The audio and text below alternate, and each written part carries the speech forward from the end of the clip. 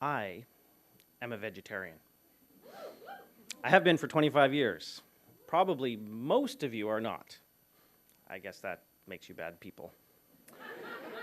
I'm a vegetarian, and my wife's a vegetarian, my kids are vegetarians. Our Christmas in our household was always cruelty-free, unless you consider it cruel to raise children without access to bacon. But we always had a traditional Christmas dinner. Stuffing, cranberries, potatoes, walnut wedges. This was all very well for me, living in the city, being surrounded by hipsters and eco-freaks. But it was harder for my Haida wife. Haidas are very partial to their traditional foods like salmon and halibut, octopus, abalone. I don't know how many times I've heard that joke from Haida cousins and friends that vegetarian is the Indian word for bad hunter. So a few years ago, we decided to move back to my wife's home reserve on Haida Gwaii on the far northwest coast. If you haven't been there, think of logging blockades and totem poles and killer whales. We knew that life on the reserve was going to require some changes. There's few jobs there, so people are self-reliant. You have to live off the land. You have to eat meat. We decided that things like deer and salmon and crabs and geese were the most sustainable choices we could make. So we'd introduce them into our diet slowly, maybe once a week. I was nervous, but decided it would be okay. I already kind of stood out as a white guy on the reserve. Being a vegetarian didn't help. So it was this real vote of confidence when my father-in-law called me up and invited me to go out to Rose Spit at 4 a.m. one December morning. Winter on Haida Gwaii is not about ice and snow, it's about storms. And when there's a big storm and a low tide, giant scallops get washed up on the beach. We had a long wait sitting alone in the truck in the dark, and we were drinking tea out of thermoses and eating fried bread. My father-in-law got a little more talkative than he usually does, and he told me some stories about his father, the boat builder, and what it's like to be on a crab boat, and how things were in the village when he was young. Yeah, it was real rough back then. We didn't have a pot to piss in. So then the sun comes up, and we see our first scallop flopping around in the waves, dinner plate size. So my job is to run along the shore and collect the scallops and put them in a bucket while he drives the truck along the tide line. We end up getting over 100 scallops. Beyond the scallops, though, there are mountains of cockles and clams that have been washed up by the storm. We fill the bed of the truck without even trying. We could have filled it 20 times over. My father-in-law shows me all the tricks for cleaning them, but it still takes hours. We fill both our freezers, and we still have bucket loads to take over to elders and neighbors.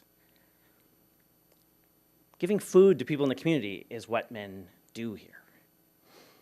I'm pretty proud of myself. A few days later, I get a phone call. It's my wife's auntie. Hey, do you guys want some deer meat for the holidays? I don't know. We've eaten some seafood now, but Bambi? Do we really want to eat Bambi?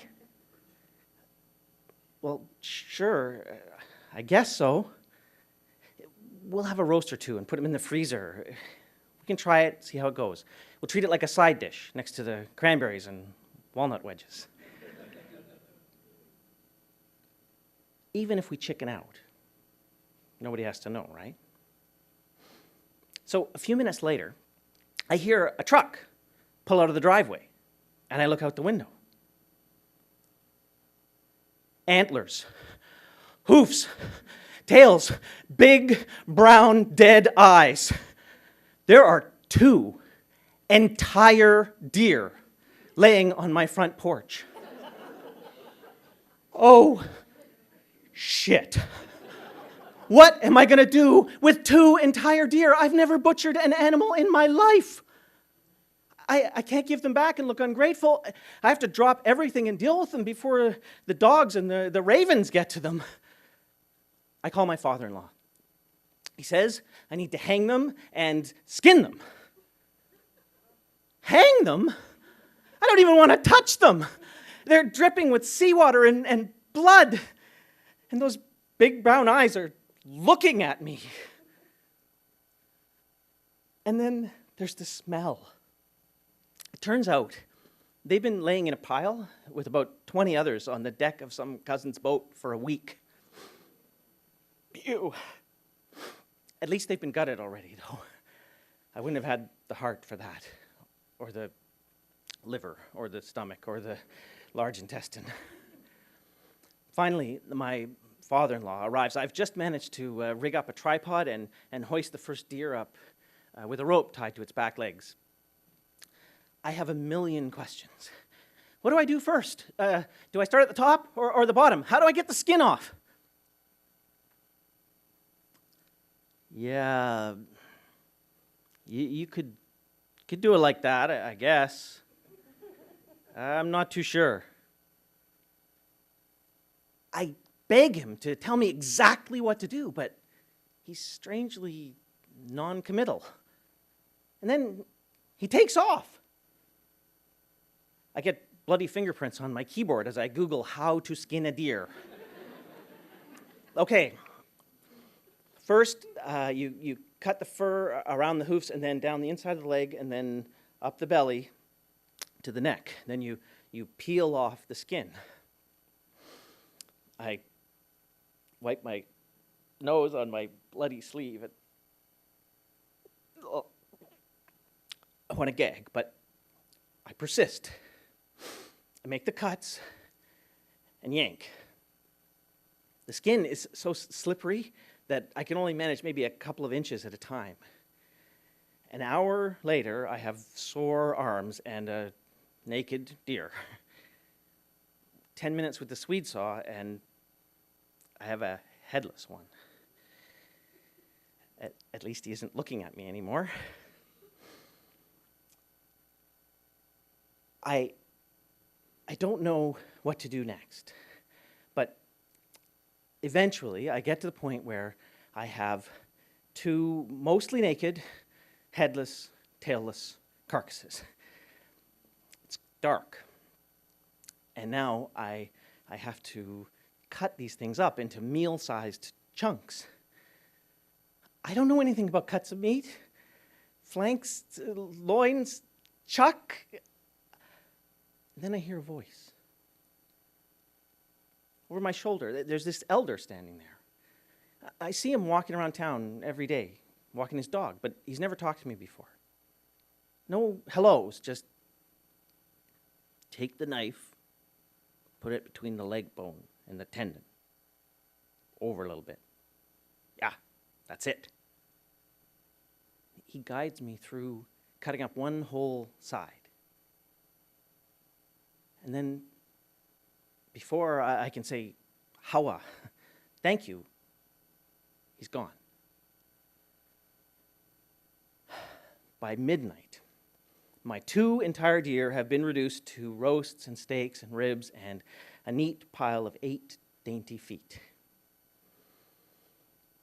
I smell like roadkill, but I feel like a real man.